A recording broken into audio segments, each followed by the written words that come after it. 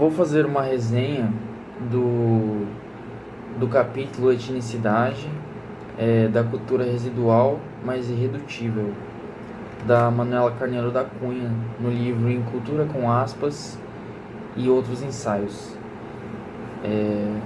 da Kozak Knife, em 2009, da página 235 à página 244. No começo do capítulo, a Manuela Carneiro da Cunha começa observando o termo de linguagem.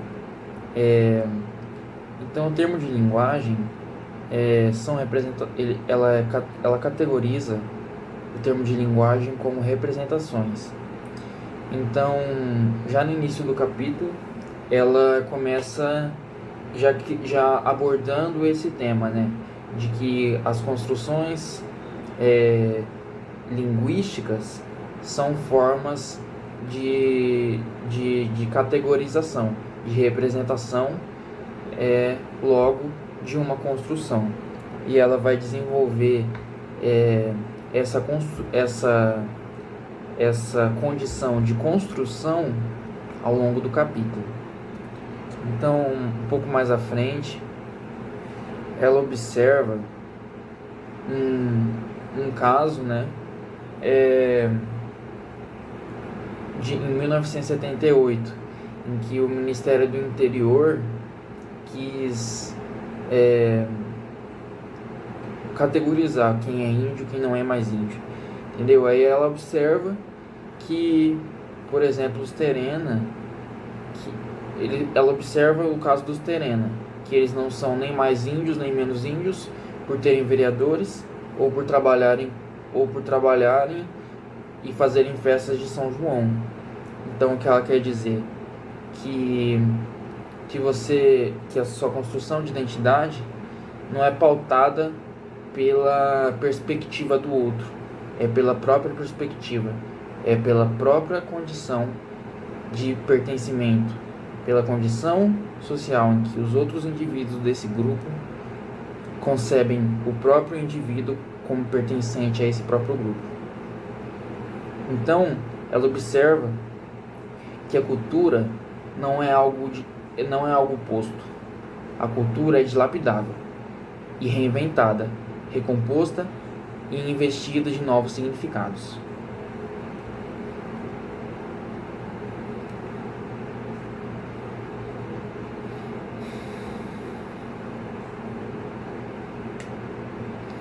Então, a etnicidade, ela também não se vê privada de substância.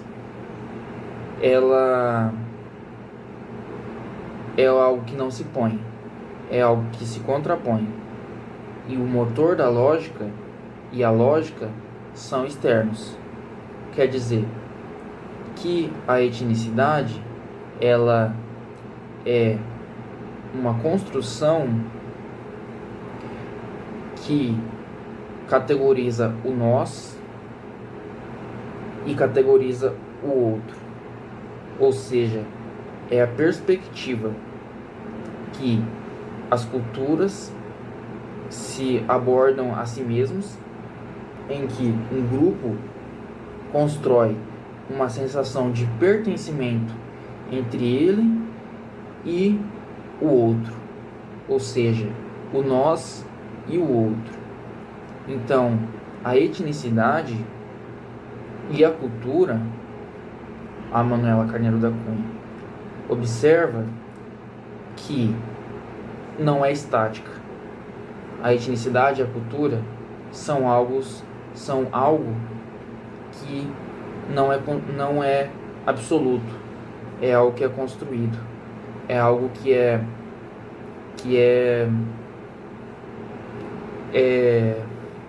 formado, a gente pode dizer assim. São coisas que se contrapõem ao outro. São condições em que se contrapõem ao outro.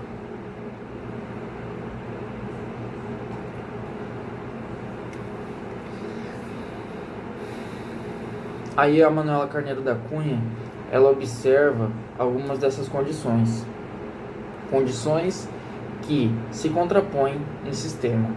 Pode ser a religião, podem ser roupas características, podem ser línguas ou dialetos e também muitas outras coisas. A gente pode observar na sociedade diversos fatores que corroboram para a construção da identidade, da cultura, da etnicidade, em que se opõem necessariamente a outras categorias, a outras culturas, a outras identidades. Então, a Manuela Carneiro da Cunha observa que a identidade é uma ideologia, é uma reprodução da sociedade, talvez até seja a legitimização, tornar natural o que é construído. É socialmente arquitetado. Isso que a Manuela da Carneiro da Cunha observa na página 241.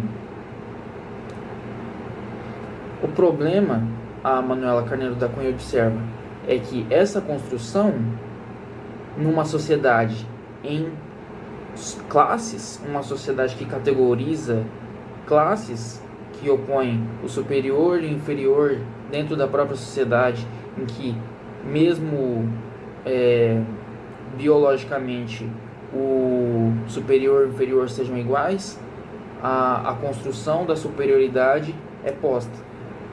Então ela observa que numa sociedade em que existem classes, essa ideia legitimizadora beneficia os interesses da classe dominante.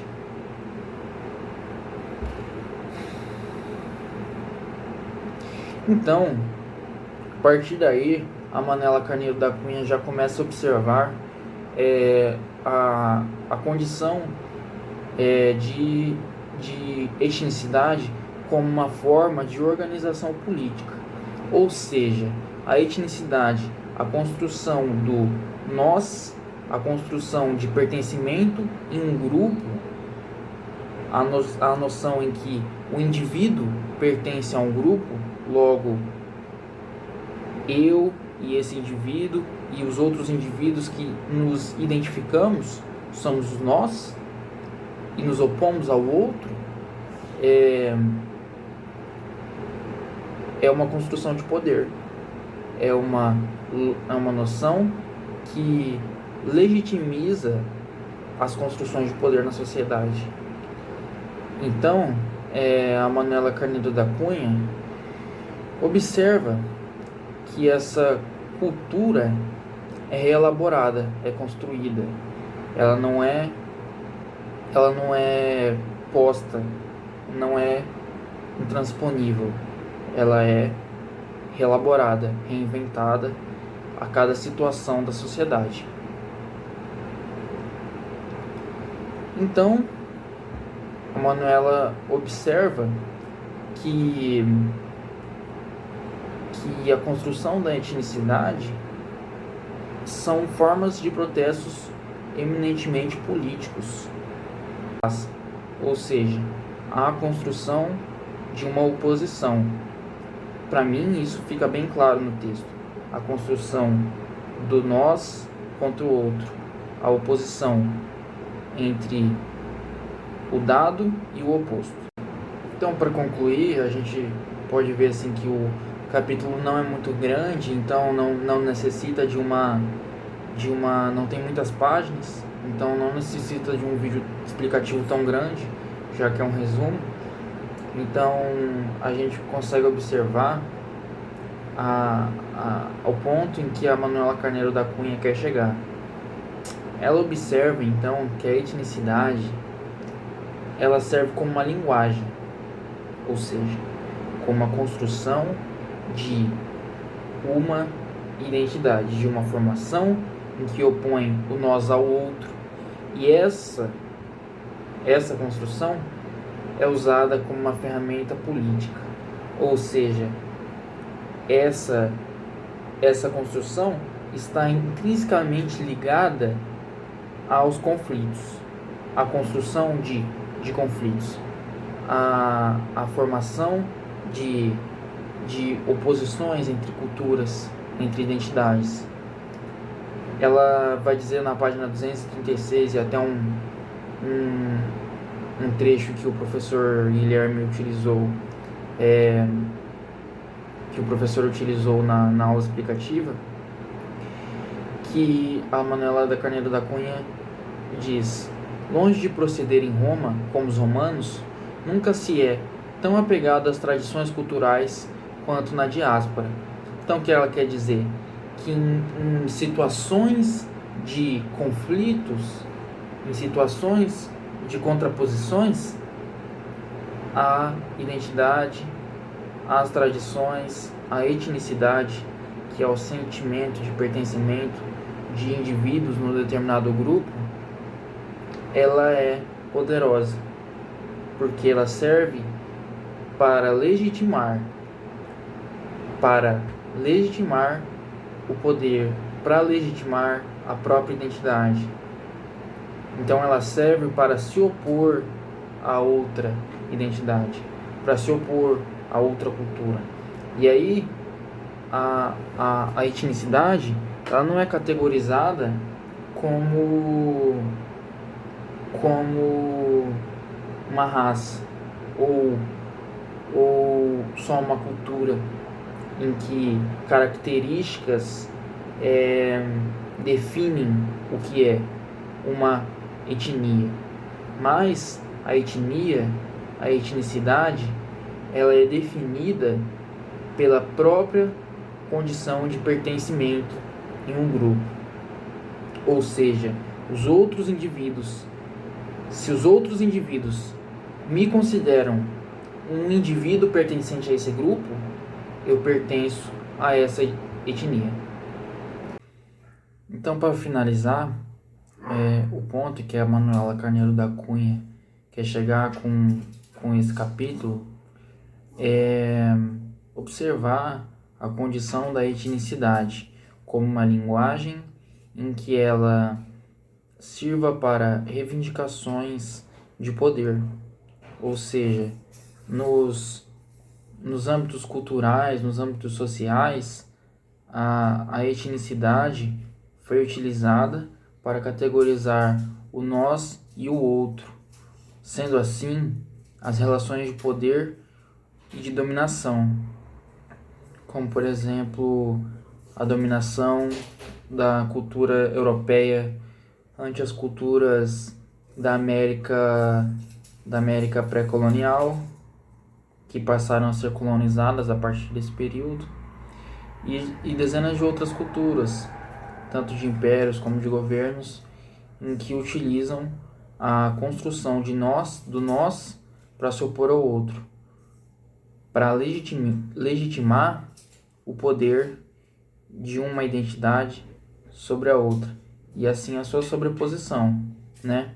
Mas não necessariamente, porque a construção da etnicidade também é utilizada em ambientes não conflituosos, mas ambientes em que se estabelece relações.